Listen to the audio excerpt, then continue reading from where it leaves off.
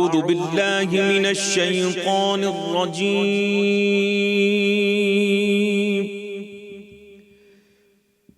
بسم الله الرحمن الرحيم.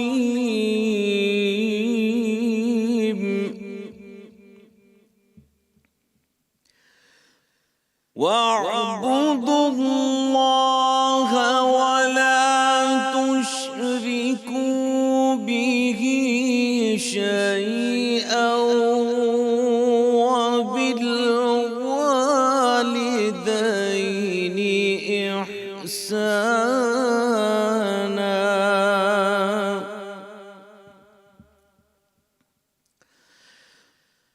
وبذي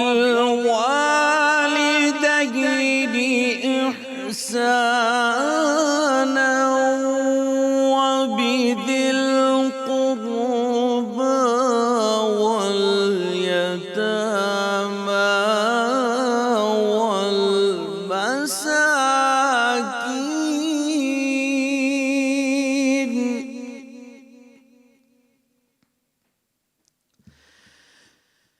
واليتامى والمساكين والجار ذي القربى والجار الجنب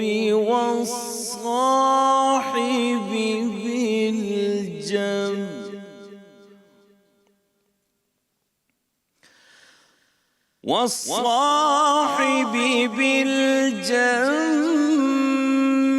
وابن السبيل وما ملكت أيمانكم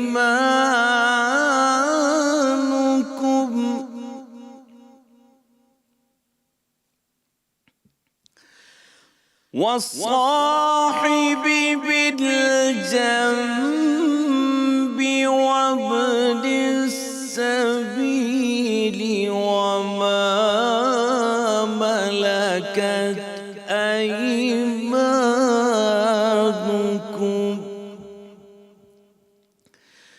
إن الله لا يحب من كان مختالا فخورا. صدق اللہ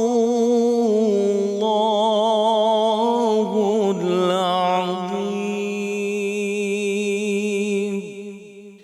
اور اللہ کی بندگی کرو اور اس کا شریک کسی کو نہ ٹھہراؤ، اور ماں باپ سے بھلائی کرو، اور رشتہ داروں، یتیموں، مسکینوں، محتاجوں، ہمسایوں، دور کے ہمسایوں اور باندی جن کے تم مالک ہو، ان سب کے ساتھ اچھا سلوک کرو.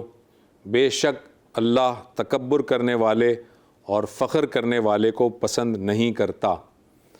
صدق اللہ العظیم. ناظرین، آج 18ویں سحری ہے اور آپ کو ہم 18ویں سحری میں خوش آمدید کہتے ہیں. میں ہوں آپ کا میزبان ڈاکٹر زبیر احمد. سب سے پہلے ہم چلتے ہیں ہمارا خلاصہ قرآن کا جو سیگمنٹ ہے جو مفتی زبیر احمد صاحب پیش کرتے ہیں. چلتے ہیں خلاصہ قرآن کی طرف.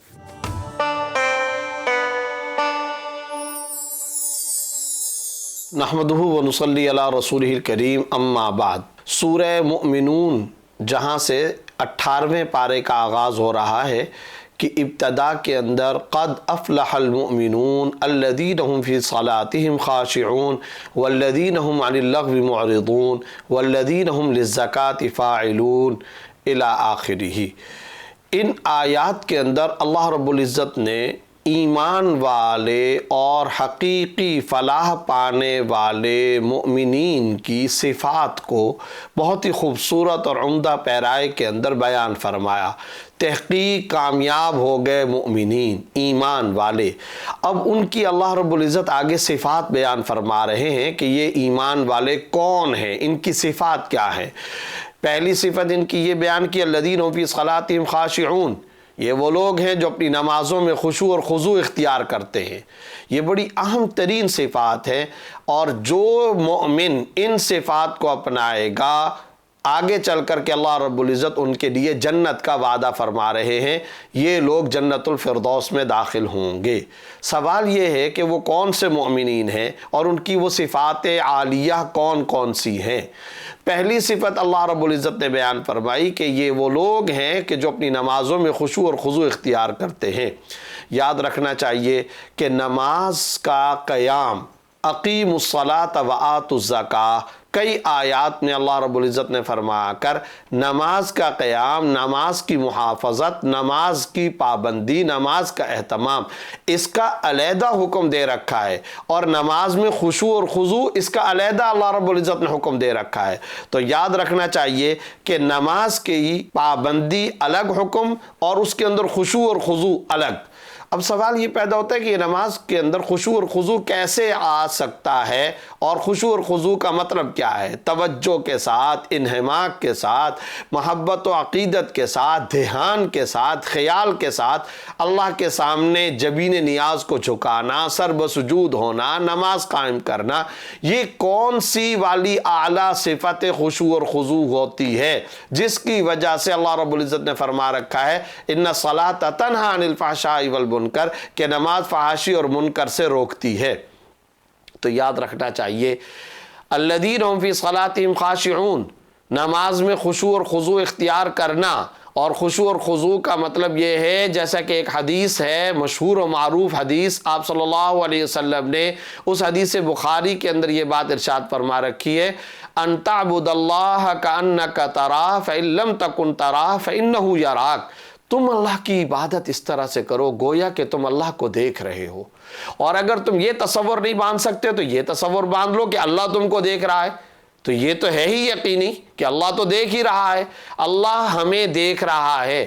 ذرا سوچیں، اگر کسی بیٹے کو یہ پتا ہو کہ اس وقت میرا والد مجھے دیکھ رہا ہے، مرید کو پتا ہو شیخ مجھے دیکھ رہا ہے، شاگرد کو پتا ہو کہ استاذ مجھے دیکھ رہا ہے، اور کام کرنے والے ورکر کو، لیبر کو، ملازم کو، نوکری پیشہ کو، کسی بھی نوکر کو یہ بات معلوم ہو کہ میرا باس اس وقت مجھے دیکھ رہا ہے، تو ذرا بتائیے کہ وہ کس طرح توجہ کے ساتھ وہ کام کرے گا۔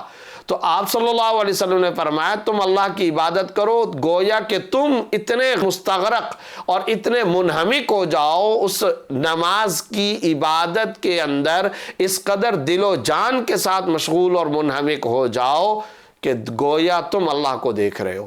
اور اگر تم اللہ کو نہیں دیکھ رہے فَإِنَّهُ يَرَاكَ، اللہ تم کو دیکھ رہا ہے۔ تو یہ صفت احسان ہے، پہلے نمبر کا خشوع اور خضوع یہ ہے۔ اب ظاہر ہے کہ یہ تصور قائم کرنا، اس کے لیے مشق کی ضرورت ہے، ٹریننگ کی ضرورت ہے، بار بار اس طرف دھیان رکھنے اور متوجہ ہونے کی ضرورت ہے۔ کچھ اولیاء کرام نے، صوفیاء کرام، بزرگان دین، علماء نے اس کے طریقے بھی بتائے ہیں کہ انسان اس درجہ عبادت تک کیسے فائز ہو سکتا ہے، کیسے پہنچ سکتا ہے۔ تو اس کا پہلا طریقہ یہ ہے کہ ہم جو کچھ نماز کے اندر اذکار پڑھتے ہیں ان اذکار کا ترجمہ ہمارے دماغ میں ہونا چاہیے۔ سمع اللہ لمن حمدہ، کیا مطلب ہے اس کا؟ سن لی اللہ نے اس کی بات جس نے اللہ کی تعریف کی۔ اب ذرا بتائیں کیا خوبصورت اور حسین جملہ ہے۔ یہ تسمیع کے اندر سمع اللہ لمن حمدہ میں موجود ہے، اس سے پہلے آپ اللہ اکبر، اللہ سب سے بڑا ہے، آپ ایاک نعبد و ایاک نستعین، اے اللہ ہم آپ ہی کی عبادت کرتے ہیں، آپ ہی سے مدد مانگتے ہیں۔ مالک یوم الدین کا ترجمہ کیا ہے؟ قل هو اللہ احد کا ترجمہ کیا ہے؟ ایک ایک ذکر، ایک ایک جملے کو ترجمہ ذہن کے اندر رکھتے ہوئے ہم ادا کریں، اس سے ہماری نمازوں کے اندر خشوع اور خضوع پیدا ہوگا۔ اگر یہ بھی نہیں آتا تو اس سے بھی پہلے کا ایک اور درجہ ہے، وہ یہ ہے کہ ہم جو کچھ ذکر ادا کرتے، جو تلاوت کرتے ہیں، جو جملہ زبان کے سے نکالتے ہیں دوران نماز، وہ ارادے سے نکالے، کمپیوٹرائزڈ بٹن دبانے والے تصور سے نہیں۔ ہماری نمازیں تو ایک طرح سے کمپیوٹرائزڈ ہو گئی ہیں آج کے دور کے اندر، جیسے بٹن دب گیا روبوٹ کی طرح، روبوٹک، کیا کہ ہم نے پہلے کھڑے ہو کر کے قیام کیا، پھر گویا کہ کمپیوٹر کا بٹن دبا، ہم نے رکوع کر لیا، پھر ہم سجدے میں چلے گئے۔ نہیں، بلکہ تصور باندھ کر دھیان کے ساتھ اب میں یہ جملہ ادا کر رہا ہوں، اب میں یہ جملہ ادا کر رہا ہوں، اب میں یہ جملہ ادا کر رہا ہوں، اس طرح پوری توجہ کے ساتھ نماز کو ادا کرنا چاہیے۔ ہاں یہ بات ضرور ہے، جب ہم یہ توجہ قائم کرتے ہیں بار بار شیطان آئے گا اور خیال ادھر ادھر بھٹکائے گا، ہم پھر دوبارہ خیال کو دوبارہ منتقل کریں اور دوبارہ ان اذکار کی طرف اور نماز کے ان ارکان کی طرف متوجہ کریں۔ یہ جو کشمکش شیطان کی رہتی ہے اور بندے کی اور نفس کی رہتی ہے، یہی کشمکش کی ادا اللہ کو بھاتی ہے۔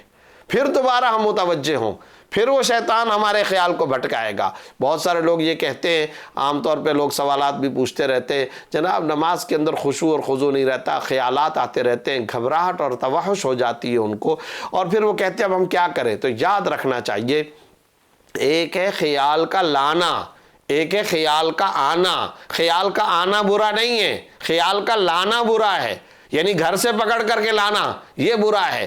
اور وہ کیسے ہوتا ہے؟ وہ اس وقت جب انسان نماز کے اندر ہو، ہاں میں نے فلانے سے پیسے لینے ہیں، اچھا پھر فلانے سے بھی پیسے لینے، ان دونوں کو جمع کرو اتنا پڑ جائے گا، ان دونوں کو مائنس کرو، ان دونوں کو ضرب کرو۔ اب یہ جو جمع تفریق کا کام، حساب کھاتے، یہ جو ہم کر رہے ہیں، یہ ہے خیالات کو پکڑ پکڑ کر کے لانا، یہ برا ہے، یہ غلط ہے۔ باقی خیالات آتے ہیں، آپ دوبارہ اپنے آپ کو متوجہ کر لیں۔ خلاصہ یہ کہ اللہ رب العزت نے سورہ مؤمنون کے آغاز میں مؤمنین کی جو صفات بیان فرمائی، ان میں پہلی صفت الذین فی صلاتہم خاشعون، نماز میں خشوع خضوع اختیار کرتے ہیں۔ الذین فی صلاتہم خاشعون والذین هم عن اللغو معرضون، یہ وہ لوگ ہوتے ہیں جو بیکار کام، لا یعنی کام سے اگنور کرتے ہیں، اعراض کرتے ہیں۔ یعنی ہر انسان کو، ہر مومن کو، ہر مسلمان کو یہ بات سوچنی چاہیے کہ میں کوئی بھی کام کر رہا ہوں، پہلے نمبر پر وہ یہ دیکھے کہ اس کا آخرت کے اندر کوئی فائدہ ہے یا نہیں ہے، قبر حشر آخرت کے اعتبار سے فائدہ ہے یا نہیں، روحانیت دینداری کے اعتبار سے فائدہ ہے کہ نہیں ہے۔ اگر آخرت کے اعتبار سے فائدہ ہے وہ کام کر لینا چاہیے، لیکن اگر آخرت کے اعتبار سے کوئی فائدہ نہیں تو پھر چلو، کم از کم درجے کی بات یہ دنیا کے اعتبار سے کوئی فائدہ ہے یا نہیں، جائز اور حلال فائدہ پیسے کا، دنیا کے اعتبار سے کسی مال کا، دولت کا، رزق اور روزی کا، عزت کا، وجاہت کا، کسی قسم کا کوئی فائدہ ہے؟ اگر دین کا بھی فائدہ نہیں ہے، دنیا کا بھی فائدہ نہیں ہے، تو پھر یاد رکھیں کہ اس کو کہتے ہیں بیکار کام، لغو کام، لا یعنی کام۔ حضور اقدس صلی اللہ علیہ وسلم نے ایک حدیث میں فرمایا من حسن اسلام المرء ترکہ ما لا یعنی، انسان کے اسلام کا، ایمان کا حسن یہ ہے، خوبصورتی یہ ہے کہ وہ لا یعنی اور بیکار کاموں کو چھوڑ دے۔ یہاں اللہ رب العزت نے آیت کے اندر یہی بات ارشاد فرمائی والذین هم عن اللغو معرضون، یہ لوگ بیکار کاموں سے احتراز کرتے ہیں۔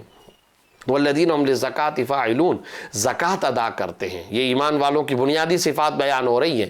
والذین هم للزکاة فاعلون والذین هم لفروجهم حافظون، شرمگاہوں کی حفاظت کرتے ہیں۔ آگے چل کر کے اللہ رب العزت یعنی شرمگاہوں کی حفاظت کرتے ہیں، یعنی صرف اور صرف نکاح کے رشتے کے ذریعے سے جنسی تعلق قائم کرتے ہیں، یا جیسے کہ پرانے زمانے کے اندر باندی کا اور مولا کا تعلق تھا، بس وہ، اس کے علاوہ کوئی اور تعلق جنسی اعتبار سے وہ نہیں رکھتے، جو اللہ رب العزت نے تعلق حرام قرار دیا ہے۔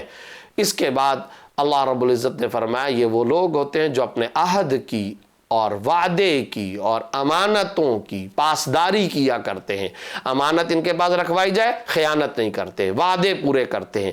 اب یہ بڑی اہم صفات ہے، خدا کرے ہماری سوسائٹی میں، ہمارے سماج میں، ہمارے معاشرے میں یہ صفات رچ بس جائیں۔ ذرا تصور کریں آج ہماری سوسائٹی اور ہمارے سماج میں امانت کا پاس رکھا جا رہا ہو، ہر آدمی جو بیوروکریٹ ہے وہ اپنی سیٹ پر، عہدیدار، افسر، ہر چھوٹا بڑا آدمی اپنے کام، فیکٹری والا ہو کہ کارخانے کا ملازم ہو، باس ہو، مالک ہو، آقا ہو، ملازم ہو کہ نوکر ہو، نوکری پیشہ ہو، تاجر ہو، بزنس مین ہو، کوئی بھی شخص ہو، کسی بھی شعبہ زندگی سے تعلق رکھنے والا ہو، اگر وہ اپنی اس سیٹ کو امانت سمجھے، امانت میں خیانت نہ کرے، عہدے اور پاور کو امانت سمجھے اور اس کے اندر کسی قسم کی کرپشن نہ کرے، خیانت نہ کرے، بددیانتی سے کام نہ لے، تو ذرا بتائیں، اور اللہ کے سامنے بھی سجدہ ریز ہو اور پھر بندوں کے بھی حقوق ادا کرنے والا ہو، زکوٰۃ کی پاسداری پابندی کرنے والا ہو، وعدے پورے کرنے والا ہو، فحاشی اور عریانی کا خاتمہ ہو، بتائیں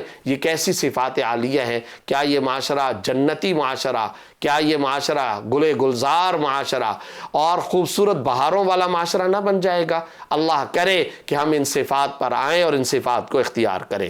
اس کے بعد اللہ رب العزت نے اگلی آیات میں وَلَقَدْ أَرْسَلْنَا نُوحًا إِلَىٰ قَوْمِهِ فَقَالَ يَا قَوْمِ اعْبُدُوا اللَّهَ مَا لَكُم مِّنْ إِلَٰهٍ غَيْرُهُ أَفَلَا تَتَّقُونَ۔ حضرت نوح علیہ السلام کی دعوت کا ذکر فرمایا کہ وہ دعوت دیتے رہے، توحید کی دعوت، اور قوم کو کہا کہ تم اللہ ہی کی عبادت کرو، تمہارے لیے اللہ کے سوا کوئی معبود نہیں، تم ڈرتے نہیں ہو۔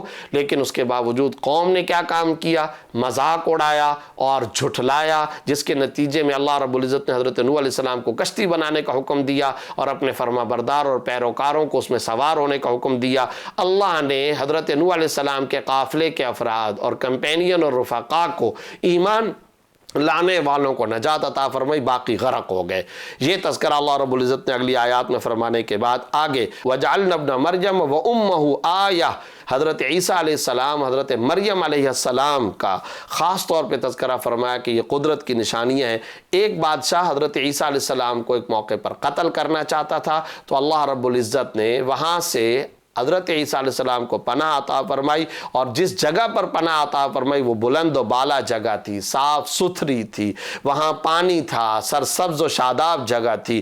وہ جگہ بیت المقدس کے قریب اللہ نے وہاں حضرت عیسیٰ علیہ السلام کو پناہ عطا فرمائی۔ وَجَعَلْنَا ابْنَ مَرْيَمَ وَأُمَّهُ آیَةً الی آخرہ کے اندر اللہ رب العزت نے اس کا تذکرہ فرمایا۔ کفار کے لیے خاص طور پر اللہ رب العزت نے یہ بات ذکر فرمائی، آپ صلی اللہ علیہ وسلم سے خطاب کرتے ہوئے یہ بات ذکر فرمائی کہ ان کفار پر، مشرکین پر عذاب آئے گا۔ تو اب عذاب تو آئے گا جو دنیاوی بھی ممکن ہے اور اخروی تو ہے ہی۔ اچھا، اب دنیاوی عذاب آئے گا تو آپ صلی اللہ علیہ وسلم کو خطاب کر کے یہ کہا گیا کہ آپ اللہ سے یہ دعا کر لیں کہ اے اللہ، اگر یہاں عذاب آئے تو مجھے آپ محفوظ رکھنا۔ اس سے قیامت تک کے لیے ہم سب کو ایک خاص پیغام دے دیا گیا کہ ہمیشہ اللہ کے عذاب سے بچاؤ اور تحفظ کی ہمیں دعائیں مانگنی چاہیے۔ اے اللہ، ہم اپنی شامت اعمال کی وجہ سے بھی عذاب میں نہ آئیں، اور اگر کسی اور پر خدا کا عذاب نازل ہو رہا ہو تو اے اللہ ہمیں اس عذاب سے بچا لیجئے۔ ان آیات کا خاص طور پر یہ پتہ چل رہا ہے۔ آگے چل کر حتی اذا جاء احدهم الموت قال رب ارجعون، ان آیات میں کافروں کی تمنا کا تذکرہ آیا کہ کافر وہاں قیامت والے دن یہ خاص طور پر حسرت کریں گے، تمنا کریں گے کہ اے ہمارے رب، ہمیں دوبارہ آپ دنیا میں لوٹا دیجئے کہ ہم قیامت سے اگر واپس دنیا میں چلے جائیں تو ہم اچھے اعمال کریں گے۔ تو اللہ رب العزت نے فرمایا کہ اگر ان کو دنیا کے اندر لوٹا بھی دیا جائے تب بھی اپنی بدعملی پر اسی طرح کاربند رہیں گے۔ آگے چل کر جہنمیوں کی آہ و پکار کا انتہائی دردناک تذکرہ اللہ رب العزت نے فرمایا تلفع وجوہہم النار وہم فیہا کالحون، ان جہنمیوں کے چہرے جھلس جائیں گے اور یہ اس وقت پکاریں گے کہ ہمیں جہنم سے نکال دو۔ اللہ رب العزت اس وقت فرمائیں گے کیا تم پر ہماری آیات نہیں پڑھی گئی تھیں؟ ہماری آیات اور نشانیاں، کلام اللہ نہیں پہنچا تھا؟ انبیاء کرام نہیں آئے تھے؟ اس وقت یہ جواب میں کہیں گے اس وقت ہم پر بدبختی غالب آ گئی تھی، یہ اس وقت کہیں گے۔ اللہ رب العزت اس موقع پر فرمائیں گے اخسؤوا فیہا ولا تکلمون، دفع ہو کر، ذلیل ہو کر تم جہنم کے اندر رہو اور مجھ سے کلام نہ کرو، مجھ سے بات نہ کرو۔ تو ایک تو جہنم کا عذاب بہت بڑا سخت اور سنگین ترین نوعیت کا عذاب ہے، اور پھر اس سے بڑھ کر کے المیہ، اس سے بڑھ کر کے صدمہ، اس سے بڑھ کر عذاب یہ کہ اللہ رب العزت ان کو یہ جملہ فرمائیں گے اخسؤوا فیہا ولا تکلمون، ذلیل ہو کر تم یہیں پر دفع ہو جاؤ اور مجھ سے بات نہ کرو۔ اللہ رب العزت اس عذاب سے ہم سب کی حفاظت فرمائے۔ اس کے بعد انسان کی پیدائش کا مقصد بیان کرتے ہوئے افحسبتم انما خلقناکم عبثا وانکم الینا لا ترجعون فتعالی اللہ الملک الحق کا تذکرہ فرمایا۔ کیا تم گمان کرتے ہو کہ ہم نے تم کو پیدا کر لیا بیکار، اور یہ کہ تم دوبارہ ہماری طرف پلٹ کر کے نہیں آؤ گے، لوٹائے نہیں جاؤ گے؟ فتعالی اللہ الملک الحق، اللہ جو کہ بادشاہ ہے اور حق ذات ہے، وہ ایسا بیکار کام کرنے سے پاک و صاف ہے کہ انسانیت کو بغیر کسی مقصد کے لیے پیدا کر دیا ہو، ایسا نہیں ہو سکتا۔ ظاہر ہے انسانیت کو جو پیدا کیا گیا تو ان کا امتحان ہے، لِيَبْلُوَكُمْ أَيُّكُمْ أَحْسَنُ عَمَلًا، کئی مقامات پر اللہ رب العزت نے فرمایا کہ دیکھا جائے گا کون اللہ کو راضی کرتا ہے، کون حقوق اللہ اور حقوق العباد کو پورا کرتا ہے، انبیاء پر ایمان لاتا ہے، خدا کی ہدایات پر چلتا ہے۔ آخر کے اندر اللہ رب العزت نے رب اغفر وارحم وانت خیر الراحمین، یہ دعا آپ صلی اللہ علیہ وسلم کو سکھائی۔ ہم سب کو بھی اس دعا کا اہتمام کرنا چاہیے، اے میرے رب میری مغفرت فرما، رحم فرما، اور آپ سب سے زیادہ رحم کرنے والے ہیں۔ اس کے بعد سورہ نور کا آغاز ہوتا ہے، جس میں اللہ رب العزت نے دینی، اخلاقی، معاشرتی احکام بڑی وضاحت کے ساتھ بیان فرمائے۔ بطور خاص فحاشی، بے حیائی، عریانی اور ان کے نتیجے میں پیدا ہونے والے سنگین اخلاقی جرائم کا تذکرہ فرمایا، اور اس کی سزاؤں کا تذکرہ کرتے ہوئے ابتدا میں اللہ رب العزت نے یہ فرمایا، الزانیۃ والزانی فاجلدوا کل واحد منہما مئۃ جلدہ۔ غیر شادی شدہ مرد اور عورت اگر بدکاری یعنی زنا کا ارتکاب کریں تو ان کو 100 کوڑے لگائے جائیں۔ یہاں یہ بات ذہن میں رکھنی چاہیے، شادی شدہ مرد اور عورت اگر بدکاری یا زنا کا ارتکاب کرتے ہیں تو احادیث کے اندر ایسے شادی شدہ مرد اور عورت کی سزا سنگساری، رجم کرنا ہے، لیکن غیر شادی شدہ مرد اور عورت اگر یہ جرم کریں تو اس کی سزا 100 کوڑے اللہ رب العزت نے سورہ نور کے آغاز کے اندر بیان فرما رکھی ہے۔ یہاں ایک اور نقطہ بھی ذہن کے اندر رکھیں کہ آگے چل کر کے اللہ رب العزت نے فحاشی اور عریانی کے خاتمے کے سلسلے میں، سد باب کے سلسلے میں جہاں سزاؤں کا تذکرہ فرمایا، وہاں عفت اور پاک دامنی کو فروغ دینے کے لیے حیا اور شرم پر مشتمل کئی احکام بھی بیان فرمائے۔ سزا کی صورتحال تو آپ کے سامنے آ گئی کہ ان کو 100 کوڑے لگائے جائیں۔ پھر اس کے بعد یہاں ایک اور بات بھی ضمناً سمجھنا چاہیے، وہ یہ کہ اللہ رب العزت نے سنگین جرم پر اگرچہ سزائیں بڑی سخت رکھی ہیں، مگر ان کے ثبوت کا پروسیس اور طریقہ کار بھی بڑا سخت رکھا ہے، بہت پرمشقت اور دشوار طریقہ کار رکھا ہے۔ چنانچہ زنا کی یہ سزا اسی وقت دی جائے گی، چاہے سنگساری کی ہو چاہے 100 کوڑوں کی ہو، جب 4 افراد باقاعدہ گواہی دیں۔ جب تک 4 مرد افراد اس طرح گواہی نہیں دیں گے تو یہ زنا کی جو سزا ہے یہ جاری اور لاگو نہیں کی جا سکتی۔ اس کے ساتھ ساتھ یہ بات بھی ذہن کے اندر رکھنا چاہیے کہ زنا کی سزا کے ثبوت کے 3 طریقے ہیں، یا تو اعتراف کر لے، یعنی جس مرد اور عورت نے یہ کام کیا وہ خود اقرار کر لے، اعتراف کر لیں، تب ان کو سزا دی جائے گی، یا اگر شہادت یعنی گواہی کے ذریعے سے ثابت کرنا ہے تو 4 مردوں کی گواہی ضروری ہے، یا پھر یہ ہے کہ اگر کوئی غیر شادی شدہ عورت کو پریگننسی ہو گئی ہے تو وہ پھر جس کا نام لے گی تو اس کو بھی ساتھ میں سزا، اور اگر نام نہیں تو پھر ایسی صورت میں جب وہ اپنا اقرار اور اعتراف جرم کرتی ہے تو صرف اسی خاتون کو سزا دی جائے گی۔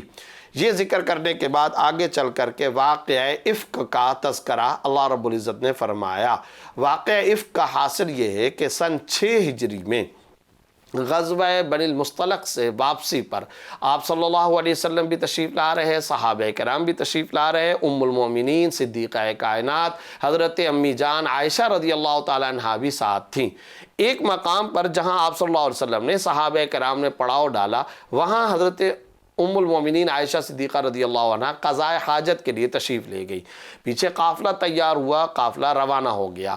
حضرت عائشہ رضی اللہ تعالیٰ عنہ جب واپس آئیں تو دیکھا قافلہ نکل چکا، تو حضرت صفوان کے ساتھ ان کے اونٹ پر، حضرت صفوان کے اونٹ پر سوار ہو کر کے حضرت عائشہ رضی اللہ تعالیٰ عنہ وہاں قافلے سے جا کر کے مل گئی۔ جب وہاں جا کر کے قافلے سے ملی تو عبداللہ ابن ابی ابن سلول جو رئیس المنافقین تھا، اس نے تہمت لگائی اور اس نے الزام لگایا۔ اللہ رب العزت نے حضرت عائشہ رضی اللہ تعالیٰ عنہ کو اس الزام اور تہمت سے بری کر دیا۔ سورہ نور کا نزول ہوا، 1.5 رکوع باقاعدہ حضرت عائشہ صدیقہ رضی اللہ تعالیٰ عنہ کی عفت، پاک دامنی، برات کو بیان کرنے کے لیے اللہ رب العزت نے نازل فرمائے۔ حضرت عائشہ رضی اللہ تعالیٰ عنہ فرماتی تھیں کہ میں یہ سوچتی تھی کہ اللہ رب العزت میری بے گناہی کو اور میرے بے قصور ہونے کو یقیناً اللہ رب العزت نبی صلی اللہ علیہ وسلم پر وحی کے ذریعے سے نازل فرمائیں گے، اطلاع فرمائیں گے، حکم بیان فرما دیں گے، مگر مجھے یہ نہیں پتا تھا کہ قیامت تک کے لیے اس کو قرآن کا جز بنا دیا جائے گا۔ اندازہ لگائیے حضرت عائشہ صدیقہ رضی اللہ تعالیٰ عنہ کی غیر معمولی فضیلت کا اور ان کی کس قدر رفعت اور بلندی اور عظمت شان ہے کہ اللہ نے ان کی عفت اور پاک دامنی کو قرآن کے 1.5 رکوع کی صورت میں اس سورہ نور کے اندر اللہ رب العزت نے نازل فرما دیا۔ اس کے بعد ولا یأتل اولو الفضل منکم والسعۃ الآیہ کے اندر اسی واقعہ افک کے اندر جب منافقین نے حضرت عائشہ رضی اللہ تعالیٰ عنہا پر الزام لگایا تو کچھ سادہ لوہ مسلمان بھی اس پروپیگنڈے کا شکار ہونے لگے. ان میں ایک صحابی تھے حضرت مصطح رضی اللہ تعالیٰ عنہ. یہ مخلص تھے مگر اپنی سادہ لوہی کی وجہ سے اس الزام کے اندر ان کا بھی میلان ہونے لگا. یہ حضرت مصطح وہ تھے جن کی حضرت ابوبکر صدیق رضی اللہ تعالیٰ عنہ مالی مدد فرماتے تھے. حضرت ام المومنین عائشہ صدیقہ حضرت صدیق اکبر کی بیٹی, تو حضرت صدیق اکبر کو جب پتہ چلا تو ان کے دل پہ کیا گراں گزرا ہوگا. انہوں نے سوچا, قسم کھا لی کہ میں اب مصطح کی مالی مدد نہیں کروں گا. اللہ رب العزت نے یہ آیت اتاری, جو تم میں سے وسعت والے حیثیت والے ہیں ان کو چاہیے کہ وہ اس طرح سے قسم نہ کھایا کریں. کیا تم پسند نہیں کرتے کہ اللہ تم سے ہمیشہ ہمیشہ کے لیے درگزر اور معافی کا معاملہ کرے؟ جب تم یہ چاہتے ہو اللہ تمہارے ساتھ معافی اور درگزر کا معاملہ فرمائے تو پھر تمہیں چاہیے تم بھی قسم نہ کھاؤ. جن کو تم مالی امداد اور صدقہ دیتے رہے ان کو دیتے ہی رہو, کہ یہی اخلاق عالیہ کا تقاضا ہے. اس کے بعد یا ایھا الذین آمنوا لا تدخلوا بیوتا غیر بیوتکم الآیہ کے ماتحت کچھ معاشرتی احکام بیان کرتے ہوئے یہ بات فرمائی کہ لوگوں کے ایسے مکانات اور گھر جن میں وہ لوگ گھر والے خود بھی رہتے ہوں اور لوگ بھی رہتے ہوں, رشتہ دار یا اجنبی وغیرہ, ایسے گھر کے اندر بغیر اجازت کے اور سلام کے کبھی داخل نہیں ہونا چاہیے. یا ایسا گھر, ایسا مکان کہ جہاں پر پتہ نہیں ہے کہ کوئی رہتا ہے یا نہیں ہے, تب بھی بغیر اجازت, بغیر دروازہ کھٹکھٹائے اور سلام کیے اندر داخل نہیں ہونا چاہیے. یہ اللہ رب العزت نے کچھ معاشرتی احکام بیان فرمائے. اس کے بعد آگے آیات میں اللہ نور السماوات والارض, اللہ آسمان اور زمین کا نور ہے, اس کا مطلب ہے منور ہے, یعنی اللہ رب العزت آسمان اور زمین کو روشن کرنے والی ذات ہے. اب اللہ کیسے منور اور روشن کرتے ہیں اس کی مثال دی, جیسے ایک طاقچہ ہو, طاقچے کے اندر چراغ ہو اور وہ چراغ ایک قندیل کے اندر ہو, اور پھر چراغ کو جس تیل سے جلایا جا رہا ہو وہ زیتون کا تیل ہو, ایسا زیتون کا تیل کہ جس کے پروسیس کے دوران میں سورج کی روشنی مسلسل پڑتی رہی ہو, جس کی وجہ سے وہ زیتون کا تیل بالکل صاف اور عمدہ ہو. یہ مثال اللہ رب العزت نے دے کر کے اس سے مراد دل ہے مسلمان کا اور مومن کا. یعنی مومن کا دل ایسا ہے کہ اس میں طبعی طور پر ایمان قبول کرنے کی صلاحیت ہوتی ہے, اور پھر وحی کے ذریعے سے اللہ اس کو عمل کی توفیق بھی عطا فرما دیتے ہیں. اس کے بعد اللہ رب العزت نے کافروں کی مثال بیان فرمائی. وہ کافر جو کچھ اچھے اعمال تو کرتے ہیں مگر توحید اور رسالت پر ایمان نہیں لاتے, وہ اپنے ان اچھے اعمال کی وجہ سے دھوکے کے اندر اس طرح مبتلا ہوتے ہیں جیسا کہ کوئی آدمی جس کو پیاس لگی ہوئی ہو اور وہ پانی چاہتا ہو, وہ دور سے سراب کو دیکھے, مٹی کے ذرات کو دیکھے تو وہ یہ سمجھتا ہے کہ شاید یہ پانی ہے. وہ اسی امید پر وہ آگے چلتا رہتا ہے, لیکن آگے چل کر کے پتہ چلتا ہے وہ سراب ہے, مٹی کے ذرات تھے جو چمک کی وجہ سے اس کو پانی محسوس ہو رہے تھے. تو اللہ رب العزت نے فرمایا جو کافر توحید پر ایمان نہیں لائے, رسالت پر ایمان نہیں لائے, ان کو ان کے اعمال صالحہ اس طریقے سے دھوکے کے اندر مبتلا رکھتے, وہ یہ سمجھتے ہیں شاید ان اعمال کی وجہ سے ہماری بخشش ہو جائے گی. اس سے قیامت تک کے لیے ان سوشل ویلفیئر کرنے والے افراد کا بھی پتہ چلتا ہے کہ جو سمجھتے ہیں کہ ہم شاید سماجی, فلاحی, رفاہی امور کے ذریعے سے آخرت کی بھی کامیابی پا لیں گے. نہیں ہو سکتا جب تک کہ وہ توحید اور رسالت پر ایمان نہ لائیں. آگے چل کر کے اللہ رب العزت نے کچھ اور معاشرتی احکام بھی بیان فرمائے جس میں لیس علی الاعمی حرج وغیرہ آیات موجود ہیں. پھر اسی پارے کے اختتام کے اندر سورہ فرقان, فرقان کو فرقان اس لیے کہا گیا کہ اسی سورت کے اندر ایک لفظ موجود ہے جس میں قرآن کریم کو فرقان کہا گیا. فرقان کا مطلب ہوتا ہے حق اور باطل کے درمیان فیصلہ کرنے والا. تو قرآن کریم حق اور باطل کے درمیان فیصلہ کن کلام ہے, اس لیے اس سورت کا نام سورہ فرقان ہی رکھا گیا. اللہ رب العزت نے اس کے آغاز کے اندر کافروں کے دو اعتراضات کی تردید فرمائی, جن میں سے ایک اعتراض تو یہ تھا کہ یہ جو قرآن کریم ہے یہ اللہ کے ذریعے سے براہ راست وحی شدہ کلام نہیں ہے, بلکہ نعوذ باللہ نبی صلی اللہ علیہ وسلم یہودیوں سے یا دوسروں سے کچھ سیکھ کر کے کلام بنا لیتے ہیں, گھڑ لیتے ہیں اور پھر اس کو وحی کا نام دے دیتے ہیں. اللہ رب العزت نے اس کی تردید فرمائی کہ یہ اللہ ہی کا کلام ہے.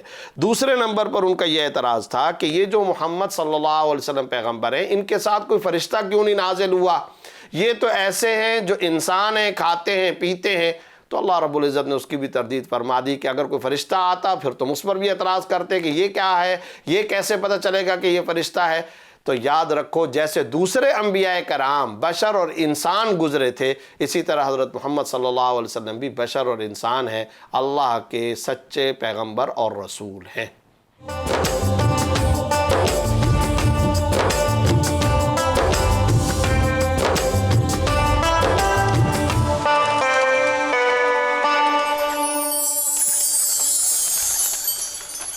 جی ویورز، اگلے سیگمنٹ کی طرف چلتے ہیں جو کہ ڈاکٹر ریحان احمد صاحب پیش کرتے ہیں، جس کا نام ہے قرآن اور دنیا۔ ڈاکٹر صاحب قرآن کی آیات منتخب کرتے ہیں، اس کا ترجمہ اور اس کی تفسیر سمجھاتے ہیں، اور پھر اس میں یہ بتاتے ہیں کہ دنیا داری کے پہلو کس طرح سے ہوتے ہیں۔ چلتے ہیں ڈاکٹر ریحان احمد صاحب کی طرف۔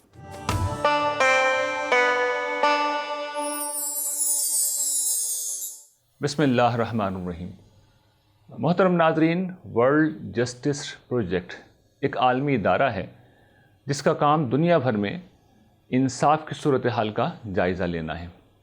اس کی جو لیٹسٹ رپورٹ ہے 2025 کی، اس کے مطابق جو عالمی درجہ بندی ہے اس میں پاکستان کا نمبر 143 میں 130واں ہے، یعنی 143 ممالک میں سے نیچے سے آپ چلے جائیں تو پاکستان نیچے کی سطح پر 130 نمبر کے اوپر موجود ہے۔ یہ وہ صورتحال ہے جسے ہم المیہ کہہ سکتے ہیں، اس پہ بہت اظہار افسوس بھی کیا جا سکتا ہے، کرتے ہیں لوگ، اور عام طور پر اس کا الزام سسٹم کو دیا جاتا ہے۔ سسٹم یقیناً اس کا ذمہ دار ہے، لیکن سسٹم کیا ہوتا ہے؟ سسٹم انسانوں کا نام ہے، انسان جاتے ہیں، وہ کوئی مشینیں نہیں ہوتی، تو اس کا مطلب یہ ہے کہ پرابلم ہمارے اندر موجود ہے، ہمارے اندر سے ہی لوگ سسٹم میں جاتے ہیں۔ اور جب ہم اپنے اوپر نظر ڈالتے ہیں تو پتہ ہی چلتا ہے کہ ہم نہ سیاسی معاملات میں عدل و انصاف سے کام لیتے ہیں، جب بھی بات کرتے ہیں تو فیورٹزم پہ جاتے ہیں، اپنے پسندیدہ نقطہ نظر پہ جاتے ہیں۔ یہی رویہ ہمارا مذہبی معاملات میں ہے۔ اپنی ذاتی زندگی کے اندر بھی ہم یہی کرتے ہیں، یعنی ہم اپنی اولاد کے درمیان میں بھی عدل کرنے کے قائل نہیں ہیں۔ کوئی بچہ جو ہے وہ پیلوٹی کا اس لیے زیادہ پسند ہے، کوئی بچہ جو ہے وہ خوبصورت اس لیے زیادہ پسند ہے، اسی طریقے سے اقربا پروری اور میرٹ کی پامالی، یہ سب ہم ہی کر رہے ہوتے ہیں۔ تو جب یہ سارے حقائق ہیں تو پھر ہمیں ہی اپنے آپ کو ہی دیکھنا چاہیے اور قرآن مجید سے رہنمائی لینی چاہیے، اور اس کی رہنمائی بالکل دو ٹوک ہے۔ قرآن مجید کی اگر آپ کوئی ایک آیت ڈھونڈیں جس میں آپ پورے قرآن کی تعلیمات کا، اخلاقی تعلیمات کا خلاصہ ڈھونڈنا چاہیں، دیکھنا چاہیں، تو یہ وہ آیت ہے جو ہر جمعے میں ہم سنتے ہیں، ہر جمعے کی نماز میں سے سنایا جاتا ہے، اور اس کے اندر اللہ تعالیٰ ارشاد فرماتے ہیں ان اللہ یامر بالعدل والاحسان وایتاء ذی القربی وینہی عن الفحشاء والمنکر والبغی۔ اللہ تعالیٰ تمہیں عدل کا حکم دیتا ہے۔ اس آیت میں جو 6 چیزیں بیان کی گئی ہیں اس میں پہلی چیز جو اللہ تعالیٰ نے بیان کی ہے وہ عدل ہے۔ یہ اللہ تعالیٰ کے نزدیک عدل کی حیثیت ہے کہ دین کی جتنی بھی تعلیمات ہیں ان کی جب تلخیص کی گئی، ان کو سمرائز کیا گیا، تو پہلی چیز عدل کو بیان کیا، اور ہر حکم اصل میں یہیں سے پھوٹ رہا ہے، اس کے اندر لازمی ہوتا ہے، عدل ہونا اس میں لازمی ہوتا ہے۔ یہ بنیادی حقیقت ہے جو ہمارے دین نے بیان کی ہے، حتیٰ کہ اللہ تعالیٰ کو اس درجے کے اوپر اس معاملے میں اصرار ہے کہ وہ کہتے ہیں وَإِذَا قُلْتُمْ فَعْدِلُوا، جب تم بات کرو تو عدل کی بات کرنا۔ اب اللہ تعالیٰ کا یہ حکم سنیے اور پھر ریکال کیجئے کہ سیاسی مباحث میں ہم کس طرح گفتگو کرتے ہیں، مذہبی معاملات میں ہم کس طرح گفتگو کرتے ہیں۔ حق ہمارے پیش نظر ہوتا ہی نہیں ہے، ہمارا اپنا نقطہ نظر ہے جس کی ہمیں حقانیت و سچائی ثابت کرنی ہوتی ہے، یہ ہمارا رویہ ہے۔ تو قرآن کیا کہہ رہا ہے اور ہم کیا کر رہے ہیں؟ قرآن یہ کہتا ہے کہ والذین لا یشہدون الزور، یہ وہ لوگ ہیں جو جھوٹ کی گواہی نہیں دیتے، جھوٹی گواہی نہیں دیتے اور سچائی کے اوپر کھڑے رہتے ہیں۔ یہ ہمارا رویہ ہونا چاہیے۔ اور اس ضمن کی جو آخری سب سے بڑی آیت جو قرآن میں 2 جگہ آئی ہے، سورہ مائدہ میں اور سورہ نساء میں، وہاں پر تو اللہ تعالیٰ نے 2 ٹوک کہا ہے، کونوا قوامین بالقسط، کہ لوگوں تم انصاف پر قائم رہنے والے بنو۔ انصاف پر قائم رہنا کیا ہے؟ کہ ہر حال میں انسان عدل سے کام لے، سچی بات کہے، اور قرآن کو اس درجے اصرار ہے اس پورے معاملے میں کہ ایک جگہ تو یہ کہا گیا ہے کہ چاہے تمہارے خلاف ہو، تمہارے والدین کے خلاف ہو، تمہارے رشتہ داروں کے خلاف ہو، تب بھی سچائی کو اختیار کرنا، حق کو اختیار کرنا، عدل کو، انصاف کو اختیار کرنا۔ اور پھر دوسری جگہ تو اللہ تعالیٰ نے آخری درجے میں جا کے یہ بات کہی ہے کہ اگر تمہارے دشمنوں کا معاملہ ہو تو وہاں پر بھی دیکھو کسی قوم کی دشمنی تمہیں آمادہ نہ کرے کہ تم عدل کو چھوڑ دو، عدل سے کام لو، عدلو، عدل کرو، یہ تقوی سے قریب ہے۔ تو یہ ہمارے دین کی تعلیمات ہیں جو اس نے ہمیں دی ہیں۔ جب ہم ان تعلیمات کو اختیار کریں گے تو انشاءاللہ پھر پاکستان عالمی رینکنگ میں سب سے پہلے نمبر پر پہنچ جائے گا۔ وآخر دعوانا ان الحمدللہ رب العالمین۔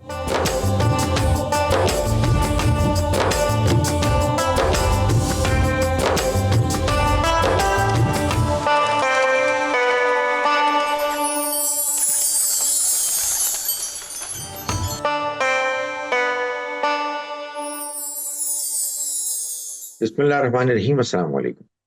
نبی اکرم صلی اللہ علیہ وسلم کا ارشاد ہے کہ اللہ تعالیٰ تمہاری صورتوں اور تمہارے مال کو نہیں دیکھتا، بلکہ وہ تمہارے اعمال اور تمہارے دل کو دیکھتا ہے۔ یہ ایک حقیقت ہے کہ اس دنیا میں بعض وہ چیزیں ہیں کہ جن پر ہمیں کوئی اختیار نہیں اور ہم ان کے بارے میں بہت پریشان ہوتے ہیں۔ بعض چیزیں ہیں جن کے بارے میں کچھ نہ کچھ اختیار ہے، لیکن جتنا اختیار ہے اس سے زیادہ ہم پریشان ہوتے ہیں۔ اور بعض وہ معاملات ہیں جن پر ہمیں پورا اختیار ہے، لیکن ہم ان کے بارے میں فکر مند نہیں ہوتے۔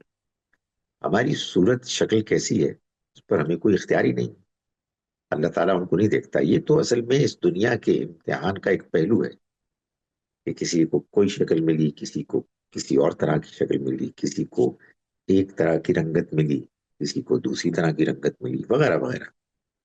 اس پر کسی کو کوئی اختیار حاصل نہیں، اس لیے اس پر زیادہ پریشان نہیں ہونا چاہیے۔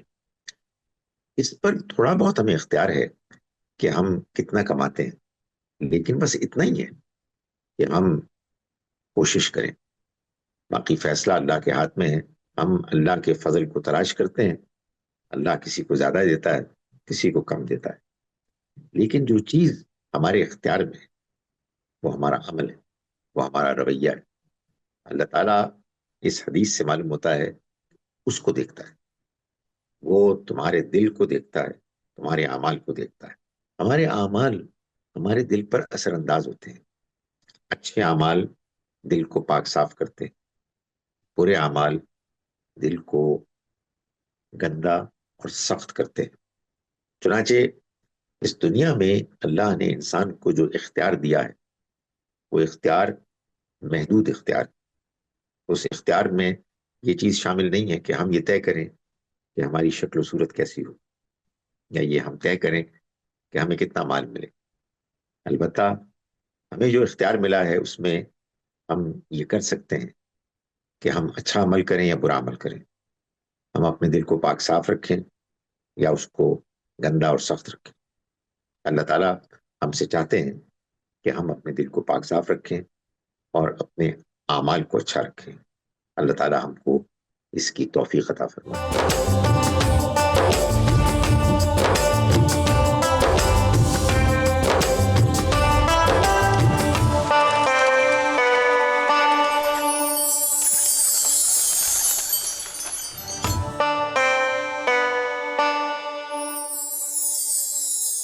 جی ناظرین، قصص الانبیاء میں آپ کو خوش آمدید کہتے ہیں۔ آج 18ویں سحری ہے۔ حضرت موسیٰ علیہ السلام اور حضرت ہارون علیہ السلام کے واقعات پر ہم بات کر رہے ہیں۔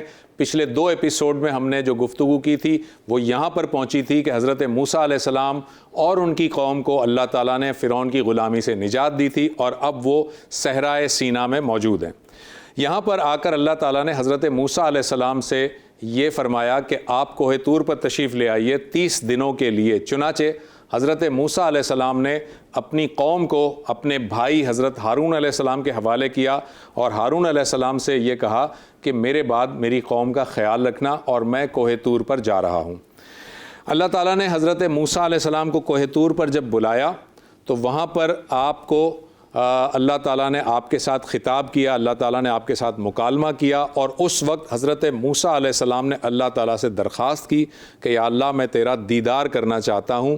اللہ تعالیٰ نے یہ فرمایا کہ تم میرا دیدار نہیں کر سکتے، مگر حضرت موسیٰ علیہ السلام کی ضد تھی، لہٰذا اللہ تعالیٰ نے کہا کہ فلاں پہاڑ پہ دیکھو، اس پر میری تجلی ہوگی، اگر وہ اپنی جگہ پر قائم رہا تو تم میرا دیدار کر پاؤ گے۔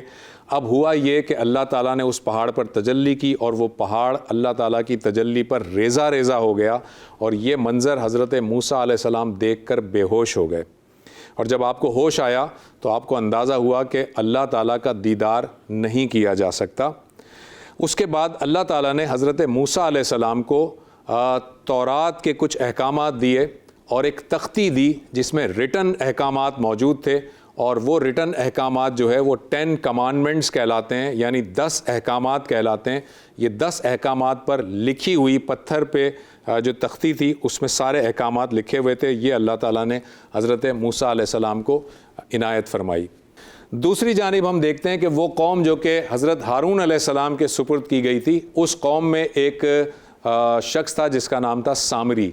اس نے اپنی قوم کو ورگلایا اور ایک بچھڑا بنایا اور بچھڑے کی پوجا اور پرستش شروع کر دی۔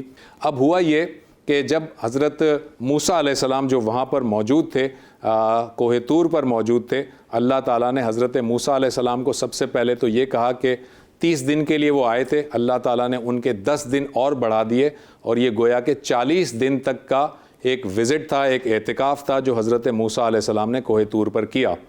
جب 40 دن پورے ہو گئے اور اللہ تعالیٰ نے انہیں وہ ریٹن جو احکامات تھے وہ دے دیے، تو اللہ تعالیٰ نے حضرت موسیٰ علیہ السلام سے فرمایا کہ آپ کو معلوم ہے کہ آپ کے پیچھے آپ کی قوم کیا کر رہی ہے؟ انہوں نے فرمایا کہ یا رب العالمین مجھے نہیں معلوم، اللہ ہی بہتر جانتا ہے، تو ہی بہتر جانتا ہے۔ لہٰذا اللہ تعالیٰ نے انہیں یہ فرمایا کہ آپ کے پیچھے آپ کی قوم نے بچھڑے کی پرستش شروع کر دی ہے۔ حضرت موسیٰ علیہ السلام کو بہت شدید غصہ آیا اور وہ غصے میں وہاں سے کوہ طور سے واپس آئے، اور بعض روایات میں آتا ہے کہ وہ غصے میں اتنے زیادہ تھے کہ انہوں نے وہ جو تختی تھی جس پہ 10 کمانڈمنٹس لکھی ہوئی تھیں وہ غصے میں پھینکی اور وہ تختی کے ٹکڑے ہو گئے، اور انہوں نے اپنے بھائی حضرت ہارون علیہ السلام کی داڑھی پکڑ لی اور ان سے یہ تقاضا کیا کہ تم نے میری قوم کو جو ہے وہ اس بت پرستی سے اور اس بچھڑے کی پوجا کرنے سے کیوں نہیں روکا؟ حضرت ہارون علیہ السلام نے اپنا عذر پیش کیا کہ اے میرے بھائی میری داڑھی نہ پکڑ، میں اصل میں اس لیے تھوڑا سا خوف زدہ ہو گیا تھا کہ کہیں یہ قوم فتنے میں مبتلا نہ ہو جائے، کہیں یہ آپس میں فساد نہ کر لے۔ اس کے بعد حضرت موسیٰ علیہ السلام سامری کی طرف متوجہ ہوئے اور اس کو کہا کہ تیرے لیے یہ عذاب ہے اللہ تعالیٰ کہ اب تو زندگی بھر یہ کہتا رہے گا کہ مجھے مت چھونا۔ چنانچہ اس سامری کو اللہ تعالیٰ نے ایک ایسی بیماری لگا دی کہ جب اسے کوئی چھوتا تھا تو اسے اور شدید تکلیف ہوتی تھی، لہٰذا اس نے سب سے یہ کہنا شروع کر دیا کہ مجھے مت چھونا، اور یہ کہتے کہتے وہ جنگلوں کی طرف نکل گیا اور وہیں پر مر کھپ گیا۔ اور اس کے ساتھ ساتھ جن لوگوں نے بت پرستی کی تھی حضرت موسیٰ علیہ السلام نے ان سب کو قتل کر دیا۔ یہ دراصل شرک کی سزا تھی۔ پھر اس کے بعد اللہ تعالیٰ نے حضرت موسیٰ علیہ السلام کو جو ہے وہ جو تختیاں دی تھیں ان کو کہا کہ اس کی تعلیم کریں اپنی قوم میں۔ آپ نے وہ تعلیم کرنی شروع کی تو بنی اسرائیل کے جو لوگ تھے انہوں نے یہ موسیٰ علیہ السلام سے مطالبہ کیا کہ جب تک ہمارے کچھ نمائندے اللہ تعالیٰ کو دیکھ نہ لیں یا ان سے بات نہ کر لیں تب تک ہم آپ کی بات کو نہیں تسلیم کریں گے۔ حضرت موسیٰ علیہ السلام نے اللہ تعالیٰ سے دعا کی اور اللہ تعالیٰ نے کہا موسیٰ علیہ السلام سے کہ اپنی قوم میں سے 70 منتخب کیجئے افراد اور ان سب کو کوہ طور پر لے آئیے۔ چنانچہ ایسا ہوا کہ بنی اسرائیل کے 70 لوگوں کو حضرت موسیٰ علیہ السلام نے منتخب کیا۔ یہ جو 70 افراد تھے یہ کوہ طور پر جب تشریف لے گئے تو حضرت موسیٰ علیہ السلام نے اللہ تعالیٰ سے دعا کی کہ یا اللہ یہ 70 افراد آئے ہیں، انہیں تو بتا کہ تیرا احکام تیرے کیا ہیں، تیری کیا مرضی ہے۔ جب اللہ تعالیٰ نے یہ بات بتائی تو وہ 70 افراد جو ہے انہوں نے کہا کہ ہم اللہ تعالیٰ کو دیکھنا چاہتے ہیں، جس پر کوہ طور جو ہے وہ لرز اٹھا اور وہ 70 افراد مار دیے گئے، یعنی ان کو ختم کر دیا گیا، وہ موت کے گھاٹ اتار دیے گئے۔ جب ایسا واقعہ ہوا تو حضرت موسیٰ علیہ السلام زیادہ پریشان ہوئے اور انہوں نے اللہ تعالیٰ سے درخواست کی کہ یا اللہ ان لوگوں نے جو گستاخی کی ہے اس کی سزا انہیں اس طرح سے نہ دے، کیونکہ میں اپنی قوم کی طرف جاؤں گا تو یہ 70 افراد کے بارے میں کیا بتاؤں گا۔ اللہ تعالیٰ نے ان کی دعا سن لی اور یہ 70 افراد دوبارہ جی اٹھے، دوبارہ سے اللہ تعالیٰ نے انہیں زندگی دی۔ اس کے بعد یہ اپنی قوم کی طرف پلٹے اور قوم کی طرف آ کر انہوں نے گواہی دی کہ ہاں موسیٰ علیہ السلام ٹھیک کہہ رہے ہیں، یہ اللہ کے پیغمبر ہیں اور اللہ تعالیٰ نے ہی انہیں یہ احکامات دیے ہیں۔ اس کے بعد کچھ عرصے تک یہ قوم درست رہی، لیکن پھر اس قوم کی نافرمانی اور ناشکری بڑھتی رہی اور ایک وقت ایسا آیا کہ ان کے سروں پر کوہ طور اٹھا کر معلق کر دیا گیا، یعنی پورا کا پورا پہاڑ اٹھا لیا گیا اور اس پوری قوم کے اوپر معلق کر دیا گیا، جس پر قوم خوف زدہ ہو گئی اور پھر توبہ اور استغفار کی اور اللہ تعالیٰ نے اس قوم پر سے یہ عذاب ہٹا دیا۔ اب آپ یہ دیکھیے کہ اس کے بعد دوبارہ سے جیسے کہ میں نے بتایا تھا کہ اللہ تعالیٰ چاہتا تھا کہ وہ فلسطین میں جائیں، وہاں جہاد کریں، لیکن وہ فلسطین میں جانے کو تیار نہیں تھے۔ یہ جو پکچر آپ دیکھ رہے ہیں یہ صحرا کی پکچر ہے، اور اوپر شمال کی جانب دیکھیں وہ فلسطین کا علاقہ ہے جو اللہ تعالیٰ نے ان کے لیے مختص کیا تھا، لیکن چونکہ انہوں نے جہاد کرنے سے انکار کر دیا لہٰذا اللہ تعالیٰ نے ان کی قسمت میں 40 سال تک یہاں بھٹکنا لکھ دیا۔ پھر ایک چھوٹا سا اور واقعہ ہوتا ہے ناظرین، چونکہ وقت کم ہے تو اس کو میں یہاں پر پوری طرح بیان نہیں کرتا۔ ایک گائے کو ذبح کرنے کا حکم دیا گیا تھا جس میں وہ لیت و لال کر رہے تھے، اور وہ یہ کہتے تھے کہ ہم گائے کون سی ذبح کریں، کیا ذبح کریں، یعنی وہ خواہ مخواہ کے آرگیومنٹس پیش کر رہے تھے، مگر اللہ تعالیٰ نے بہرحال ان سے گائے ذبح کروائی اور ان کے دلوں میں وہ بچڑے کی جو محبت تھی وہ اس کو ختم کیا۔ ایک اور واقعہ آپ کے سامنے میں رکھنے جا رہا ہوں۔ یہاں پر آپ پکچر دیکھ رہے ہیں، اس پکچر میں آپ دیکھیے کہ ایک جگہ جہاں پہ لکھا ہے صحرائے سینا ہے، جہاں پر یا جہاں پر ڈیزرٹ سینا لکھا ہوا ہے، جہاں پر حضرت موسیٰ کی قوم رہتی تھی، اور اس کے نیچے کی طرف دیکھیں جہاں لکھا ہے کہ حضرت موسیٰ علیہ السلام اور حضرت خضر علیہ السلام کی ملاقات ہوئی۔ یہ واقعہ کچھ یوں ہے کہ ایک مرتبہ حضرت موسیٰ علیہ السلام خطبہ دے رہے تھے تو آپ کے قوم میں سے ایک شخص نے پوچھا کہ اے موسیٰ یہ بتائیے کہ اس دنیا میں سب سے زیادہ علم کس کے پاس ہے؟ حضرت موسیٰ علیہ السلام نے فرمایا کہ میرے پاس ہے۔ یہ بات اللہ تعالیٰ کو پسند نہیں آئی اور اللہ تعالیٰ نے حضرت موسیٰ علیہ السلام پر وحی نازل کی اور فرمایا کہ اے موسیٰ ایک اور بندہ ہے جس کے پاس آپ سے زیادہ علم ہے۔ تو آپ نے اس بندے سے ملنے کی خواہش ظاہر کی، اللہ تعالیٰ سے درخواست کی کہ میں اس بندے سے ملنا چاہتا ہوں۔ چنانچہ اللہ تعالیٰ نے یہ کہا کہ آپ ایک مچھلی لیجئے اور اسے اپنے تھیلی میں ڈال لیجئے یا اپنے بیگ میں ڈال لیجئے، اور آپ سفر پہ نکلیے، اور جہاں پر یہ مچھلی اپنے بیگ سے آپ کی تھیلی سے نکل کر پانی میں چلی جائے وہیں پر وہ بندہ ملے گا۔ چنانچہ آپ اپنے غلام کو لے کر سفر پہ نکلے اس جانب جہاں پر میں نے آپ کو ابھی نقشے میں دکھایا تھا۔ وہاں پر جب آپ پہنچے تو یہ مچھلی جو ہے وہ پانی میں سے نکل گئی، اور پھر وہاں پر آپ کی ملاقات ایک شخص سے ہوتی ہے جس کا نام روایات میں خضر آتا ہے۔ یہ حضرت خضر علیہ السلام حضرت موسیٰ علیہ السلام سے ملتے ہیں۔ حضرت موسیٰ علیہ السلام ان سے یہ کہتے ہیں کہ میں آپ سے کچھ علم سیکھنے آیا ہوں جو آپ کو اللہ تعالیٰ نے دیا ہے۔ وہ یہ کہتے ہیں کہ جو علم مجھے اللہ نے دیا ہے وہ تمہیں نہیں دیا، اور جو تمہیں دیا ہے وہ مجھے نہیں دیا، اور اگر تم میرے ساتھ رہو گے تو تم صبر نہیں کر سکو گے۔ حضرت موسیٰ علیہ السلام یہ فرماتے ہیں کہ نہیں، میں آپ کے ساتھ رہوں گا اور آپ مجھے صابروں میں سے پائیں گے۔ تو انہوں نے ایک وعدہ لیا حضرت موسیٰ علیہ السلام سے۔ حضرت خضر نے کہا کہ اچھا ایک شرط ہے، اگر تم میرے ساتھ چلو تو جو کچھ بھی میں کروں گا اس پہ کوئی سوال مت کرنا جب تک کہ میں خود تمہیں کچھ نہ بتاؤں۔ حضرت موسیٰ علیہ السلام نے یہ وعدہ کر لیا، اور پھر حضرت خضر علیہ السلام کے ساتھ وہ سفر پہ چل دیے۔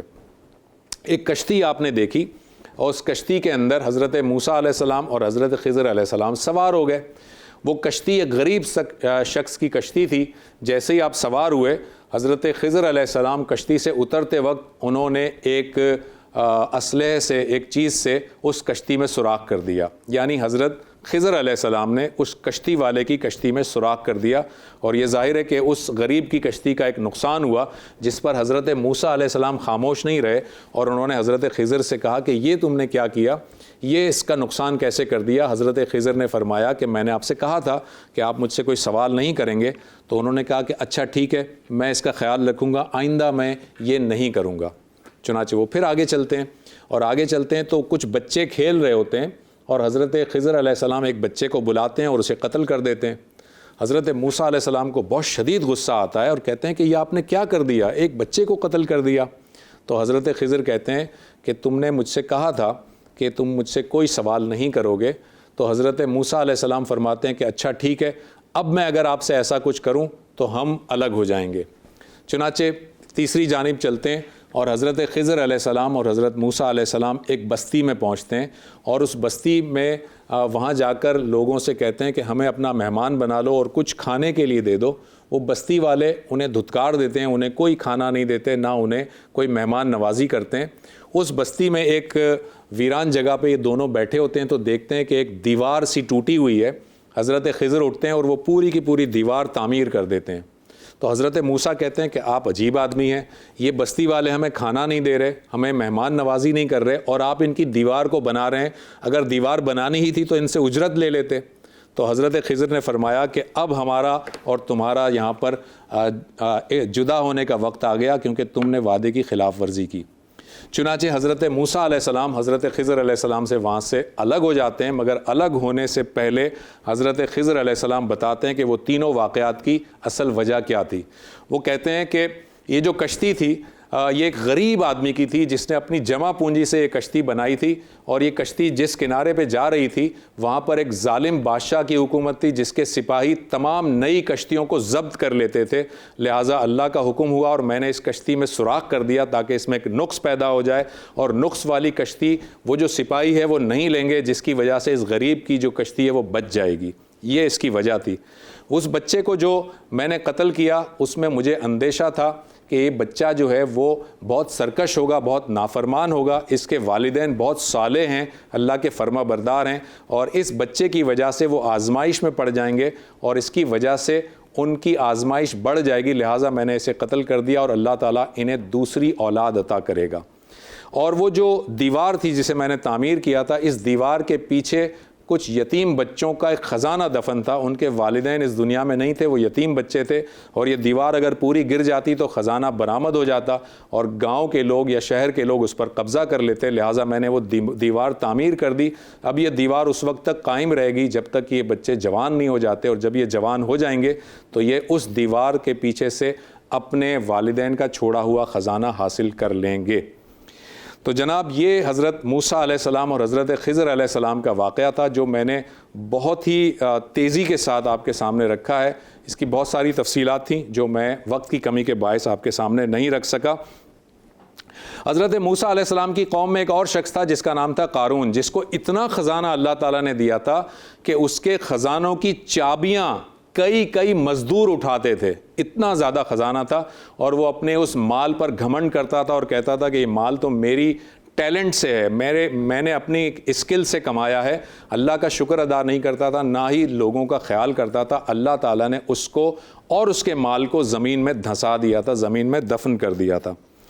اب ہم آتے ہیں اس بات کی جانب کہ حضرت ہارون علیہ السلام اسی قوم میں تھے، اور حضرت ہارون علیہ السلام کا انتقال حضرت موسیٰ علیہ السلام سے پہلے ہوتا ہے۔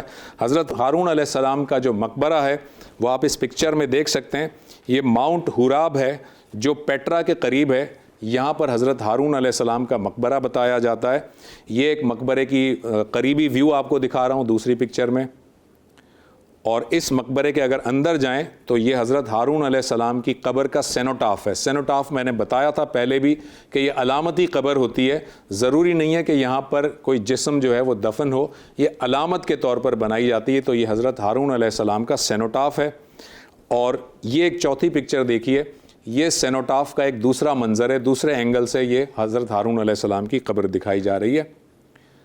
اب آپ ایک تصویر دیکھیے، یہاں پر یہ حضرت ہارون علیہ السلام کے مقبرے پہ یہودی اپنا تہوار مناتے ہوئے آپ کو نظر آ رہے ہیں، اور ایک اور پکچر دیکھیے، یہاں پر یہ یہودیوں کا آپ دیکھ سکتے ہیں کہ وہ ٹرمپٹ بجا رہے ہیں۔ ٹرمپٹ ان کو جو ہے ان کی ایک مذہبی تہوار میں بجایا جاتا ہے، تو یہ ٹرمپٹ بجا رہے ہیں حضرت ہارون علیہ السلام کے مقبرے پر جو کہ ماؤنٹ ہوراب پر ہے۔ حضرت موسیٰ علیہ السلام کا انتقال 120 برس کی عمر میں ہوا، اور آپ کا جب انتقال ہوا تو یہ تصویر دیکھیے ناظرین، یہ مقام موسیٰ کہلاتی ہے، اور یہ مشرقی یروشلم ہے جس میں کہ آپ کو یہ ایک بہت بڑی بلڈنگ سی نظر آ رہی ہے۔ اس بلڈنگ کے اندر حضرت موسیٰ علیہ السلام کا مقبرہ ہے۔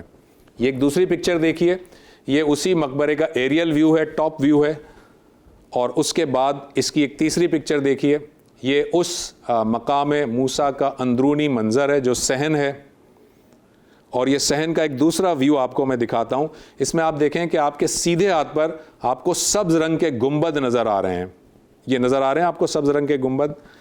پھر اب ذرا آپ ایک اور پکچر دیکھیں، یہ انہی سبز گنبد کی ایک اور امیج ہے جو آپ کے سامنے نظر آ رہی ہے، یہ یروشلم کا مقام ہے۔ اب اسی سبز گنبد کے اندر اگر آپ جاتے ہیں تو یہ ہے وہ مقبرہ جو حضرت موسیٰ علیہ السلام کا مقبرہ کہلاتا ہے، ان سے منسوب ہے، اور اس پہ دیکھیں ایک چادر چڑھی ہوئی ہے، اور اس چادر پہ آیت لکھی ہے وَإِذْ آتَيْنَا مُوسَى الْكِتَابَ، یعنی ہم نے موسیٰ کو کتاب دی تھی۔ اور یہی حضرت موسیٰ علیہ السلام کے مقبرے کی دوسری پکچر ہے جس پہ ایک چادر ہے، اور اس چادر پہ لکھا ہے وَكَلَّمَ اللَّهُ مُوسَى تَكْلِيمًا، کہ اللہ تعالیٰ سے موسیٰ علیہ السلام نے اس طرح کلام کیا تھا جیسے کہ کلام کرنے کا حق ہے۔ یہاں پر ناظرین ہم حضرت موسیٰ علیہ السلام اور حضرت ہارون علیہ السلام کے واقعے کو کمپلیٹ کرتے ہیں۔ امید ہے آپ کو یہ پسند آیا ہوگا۔ میں پھر اس میں بتا دوں کہ ہم نے بہت جلدی سے واقعات کو سمیٹا ہے، کیونکہ بہت ساری تفصیلات ہیں جو آپ کے سامنے وقت کی کمی کی وجہ سے نہیں رکھ پائے۔ کل انشاءاللہ تعالی ہم حضرت داؤد علیہ السلام پر گفتگو کریں گے۔ ایک چھوٹا سا وقفہ لیتے ہیں۔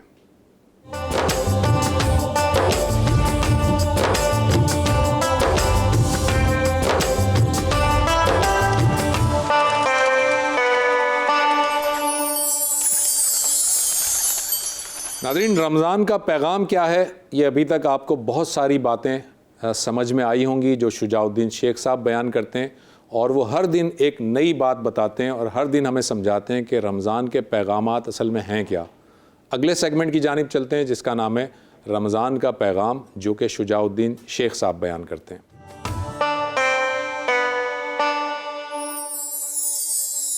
نحمدہ ونصلی علی رسولہ الکریم، اما بعد، بسم اللہ الرحمن الرحیم، اللہم صلی علی محمد وعلی آل محمد وبارک وسلم۔ رب اشرح لی صدری ویسر لی امری واحلل عقدۃ من لسانی یفقہوا قولی واجعل لی وزیرا من اہلی، آمین یا رب العالمین۔ ناظرین کرام، السلام علیکم ورحمۃ اللہ وبرکاتہ۔ رسول اکرم صلی اللہ علیہ وسلم نے جا بجا اپنی احادیث مبارکہ میں اخلاق کی اہمیت کو بھی واضح کیا، اچھے اخلاق کے فضائل کو بھی ذکر کیا، برے اخلاق کے برے انجام کو بھی ذکر کیا، اور خود اعلیٰ ترین اخلاق کا نمونہ ہمارے سامنے پیش کیا۔ آج ہم اپنے معاشرے کا جائزہ لیتے ہیں۔ ہم سب شکایت کرتے ہیں، جھوٹ بڑھ گیا ہے، وعدہ خلافی بڑھ گئی ہے، اور گالم گلوچ کا معاملہ بڑھ گیا ہے۔ پولیٹیکل ٹاک شوز کو دیکھ لیں تو لگتا ہے کہ قتل کر دیں گے ایک دوسرے کو، زبان ایسی کہ بس پتہ نہیں کہاں جا کے رکے گی، اور شرفاء کے گھرانے شاید یہ پولیٹیکل ٹاک شوز کو کبھی ساتھ بیٹھ کے دیکھ بھی نہ سکیں۔ یہ الگ بات ہے کہ شرافت کا معیار بدل چکا ہو۔ پھر جناب ناپ تول کی کمی کا مسئلہ ہو، سود کا معاملہ ہو، رشوت کا معاملہ ہو، اسی طرح لوگوں پر جبر کرنے کا معاملہ ہو، لوگوں کو ستانے کا معاملہ ہو، گھروں کے اندر ناچاقیوں کی بات ہو اور حق تلفیوں کی بات ہو، بڑوں کے سامنے سینہ تاننے کی بات ہو، پڑوسی کا حق پامال کرنے کی بات ہو، رشتہ داروں سے مطلب گنتے چلے جائیے۔ غیروں کو تو ہم سے شکایت ہے، یہ اپنے بھی شکایت کرتے ہیں۔ تو سوال یہ ہے کہ کیا ہم نے اپنے دین کو واقعتاً اس کی پوری روح کے ساتھ سمجھنے اور اس کو اپنے عمل میں لانے کی کوشش کی؟ آج ہمارا بگڑا ہوا تصور ہے کہ اسلام کو ہم نے بس چند عقیدوں کا مجموعہ سمجھ لیا ہے، کلمہ پڑھ لیا، نجات پکی ہو گئی، ہم تو بس پکے سیدھے جنتی ہیں، اب ہم جو چاہے سو کریں۔ استغفر اللہ۔ ایک تصور ہے کہ بھائی نماز تو پڑھ لیتے نا بھائی، جمعے کی 2 رکعت، یا کبھی چلو 5 وقت کی نماز ادا کر لیتے، رمضان شریف کے روزے رکھ لیتے ہیں، کچھ صدقہ خیرات بھی کر دیتے، باقی ہم آزاد ہو گئے، جو چاہے سو کریں۔ کچھ بگڑے ہوئے تصورات ہیں، ہم تو بخشے بخشائیں بھائی، جو چاہے سو کریں۔ یہ بگڑا ہوا تصور تو کچھ اور یہود اور نصارہ میں بھی تھا، ہم تو بگڑے ہوئے ہیں، جو بھی ہیں بخشے بخشائیں، کچھ بھی نہیں ہوگا ہمیں۔ آج ہمارا بھی حال یہ ہو گیا۔ تو کئی نجات کے جھوٹے تصورات ہم نے قائم کر رکھے، کئی ہم نے لیم ایکسکیوزز تیار کر رکھے، اور کئی ہمارا بگڑا ہوا دین کا تصور ہے کہ چند نیک اعمال کو انجام دے کر ہم مطمئن ہو جاتے ہیں۔ آئیے رسول اللہ صلی اللہ علیہ وسلم کے چند ارشادات کی روشنی میں کچھ اخلاقیات کے حوالے سے باتوں کی یاد دہانی کر لیں۔ ہم کون ہیں؟ ہم محمد صلی اللہ علیہ وسلم کے امتی ہیں، تو ہمارے عمل میں کوئی ریفلیکشن بھی تو ہونا چاہیے نا، کہ لگے کہ ہاں یہ محمد مصطفیٰ صلی اللہ علیہ وسلم کے امتی ہیں۔ بہرحال اللہ کے رسول صلی اللہ علیہ وسلم نے ارشاد فرمایا کہ مومن کی ترازو میں قیامت کے دن سب سے وزنی شے کون سی ہوگی؟ عمدہ اخلاق ہوں گے۔ مومن کی ترازو میں جب اعمال تولے جائیں گے قیامت کے دن، تو سب سے بھاری وزن کس شے کا ہوگا؟ وہ اعمال صالحہ اور اچھے اخلاق کا عمل جو ہے وہ معاملہ ہوگا، جس سے اس کا میزان بھاری ہو جائے گا، نیکیوں کا پلڑا بھاری ہو جائے گا۔ سب سے زیادہ وزن عمدہ اخلاق کا ہوگا۔ حضور نے فرمایا صلی اللہ علیہ وسلم، ایک بندہ اچھے اخلاق کا مظاہرہ کر کے، اچھے اخلاق کا اظہار کر کے، اور اچھی صفات کو اپنا کر اس شخص کا مقام حاصل کر لیتا ہے جو ہمیشہ دن میں روزے رکھتا ہو، نفل روزے، اور ہمیشہ رات میں قیام کرتا ہو، یہ تہجد کی نماز ادا کرتا ہو۔ اندازہ کریں دن میں ہمیشہ روزے رکھنا نفل کتنا بڑا اجر کا باعث ہے۔